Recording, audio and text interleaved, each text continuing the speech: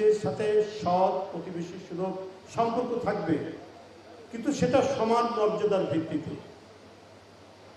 কি দরকার ছিল এই ফারাক্কা বাঁধের? এই প্রশ্ন তো আসতে পারে। সব কথা, চুক্তি, গ্যারান্টি ক্লজ, নানা কথা আছে, কিন্তু প্রথমে যদি এই প্রশ্ন আসে যে কেন আপনারা এটা পরীক্ষামূলকভাবে চালু করতে গেলেন, কেন আপনারা ফারাক্কা ব্যারেজ আপনারা করতে গেলেন, কি দরকার ছিল? আপনাদের দেশেরই একজন বিখ্যাত ইঞ্জিনিয়ার, তার নাম হচ্ছে কপিল ভট্টাচার্য। এই কপিল ভট্টাচার্য তিনি এটার যে একটা বিরূপ প্রভাব হবে শুধু বাংলাদেশে নয়, তৎকালীন পূর্ব পাকিস্তান নয়, এটা এই ফারাক্কা ব্যারেজের কথা, এই গঙ্গার উপর ব্যারেজের কথা অনেক আগে থেকে চলছিল। ব্রিটিশ আমলের শেষ দিক থেকে কথাটা উঠছিল যে গঙ্গার উপর একটা ব্যারেজ করতে হবে। এটা করতে করতে 50-এর দশক 60 দশক থেকে এটার উদ্যোগ শুরু হয়েছে। তখনই তাদের দেশের চিফ ইঞ্জিনিয়ার কপিল ভট্টাচার্য বলেছেন এটা সর্বনাশ হবে, এটা, এবং তিনি প্রতিবাদ করেছেন, এবং যেটা জানা যায় একটা পর্যায়ে শেষের দিকে তিনি পদত্যাগ করেছেন, এটা শুনেছি। কিন্তু নীতি নির্ধারকরা এই কথা শোনেননি। শুধু কি তাই, বিহারের বর্তমান সরকারের আগে সরকার, নীতিশ কুমারের সরকার, তিনি বলেছেন ফারাক্কা বাঁধ ভেঙে দাও। ভারতের ভিতর থেকে বলা হয়েছে। এটা শুধু বাংলাদেশের উপর বিরূপ প্রভাব ফেলছে না, ক্ষতি করছে না, এটা ভারতকেও প্রভাবিত করছে, বিরূপ প্রভাব ইয়ে করছে। বিহার ডুবে যাচ্ছে, অসময়ে বন্যা হচ্ছে, একটা ভয়ঙ্কর পরিস্থিতি তৈরি হচ্ছে। নীতিশ কুমার, আপনি তাকে স্পষ্টভাবে তার সেই বক্তব্য আপনারা এখনো ইউটিউবে বা বিভিন্ন জায়গায় দেখবেন, তিনি স্পষ্ট ভাষায় বলেছেন যে ফারাক্কা বাঁধ তুলে ফেলো, সরিয়ে ফেলো, ভেঙে ফেলো।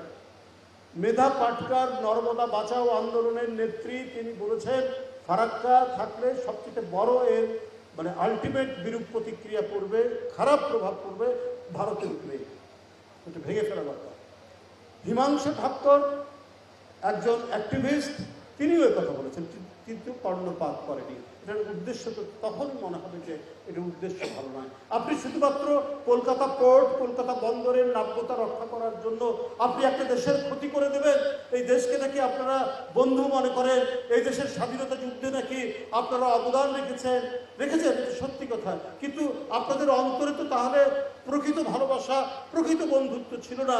যে 3 বছর 3.5 বছর যেতে না যেতেই আপনারা গঙ্গার উপর একটা বাঁধ দিয়ে দিলেন, যে বাঁধে আমাদের ভয়ঙ্কর রকমের পরিবেশগত ইকোলজিক্যাল যে বিরূপ প্রতিক্রিয়া হবে, যেটা আমাদের এরা এখানে বলেছেন, যারা আজকে আলোচক ছিলেন তারা খুব সুন্দর করে বলেছেন। আমাদের একদিকে লবণাক্ততা বাড়ছে, আমরা তো নিজেই ওই অঞ্চলের, রাজশাহী অঞ্চলের লোক, আমরা দেখেছি। আরে আমরা কোনোদিন শুনিনি যে বরেন্দ্র এলাকায় মাটির নিচ থেকে যে পানি উঠে তার সাথে আর্সেনিক পাওয়া যাবে। আর্সেনিক হচ্ছে একটা বিষাক্ত রাসায়নিক দ্রব্য প্রায়, এবং এই রাসায়নিকের কারণে ভয়ঙ্কর আপনার অসুস্থতার জন্ম দিচ্ছে এই অঞ্চলে, এই পদ্মা নদীর 2 পারে। একদিকে কুষ্টিয়া, যশোর এই অঞ্চল, আরেকদিকে হচ্ছে এর যে পূর্ব পার, এই রাজশাহী, রংপুর, পাবনা, সিরাজগঞ্জ এই অঞ্চলে ভয়ঙ্কর পরিস্থিতি তৈরি হচ্ছে। তাহলে কি বলে, কলকাতা বন্দরের নাব্যতা রক্ষা করার জন্য আপনারা একটা দেশের কে নানাভাবে এর যে প্রাণ বৈচিত্র্য, এর যে নদীর বৈচিত্র্য, সেটাকে আপনারা ধ্বংস করে দেবেন। আমি যতটুকু পড়েছি, আমি তো বিশেষজ্ঞ নয়, যে আমেরিকার বহু নদী থেকে ড্যাম, স্যার যে কথা বলেন ডক্টর আইনুল বিশ্বাস, যে বাঁধের যে বাংলায় বাঁধ আর ইংরেজিতে অনেকগুলো আছে, এমব্যাঙ্কমেন্ট আছে, সেটাও বাঁধ, ড্যাম সেটাও বাঁধ, এরকম ড্যাম যেখানে পানির গতিপথ সরিয়ে দেওয়া যায়, এরকম 100টা নদীর উপর দিয়ে ড্যাম তুলে দেওয়া হয়েছে শুধুমাত্র নদীর স্বাভাবিক প্রক্রিয়া, স্বাভাবিক চলাচলকে অব্যাহত রাখার জন্য। আমেরিকাই করেছে।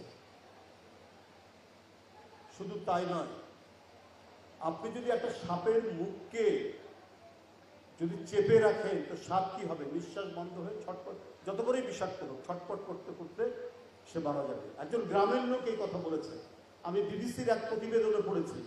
সে বলছে যে ঠিক তেমনি ভাবে নদীর আপনার মুখ যদি বন্ধ করে দেন, গতিপথ যদি বন্দি করে দেন, দিকে ডাইভার্ট করেন, তাহলে নদীটা মরে যাবে আলটিমেটলি, তাতে কারো কোনো লাভ হবে, ভারতেরও লাভ হবে। যাই হোক, বক্তব্য দীর্ঘায়িত করবো না, আমরা অনেক জেনেছি, আমরা শুনেছি, সেটা আমরা মনে রাখবো।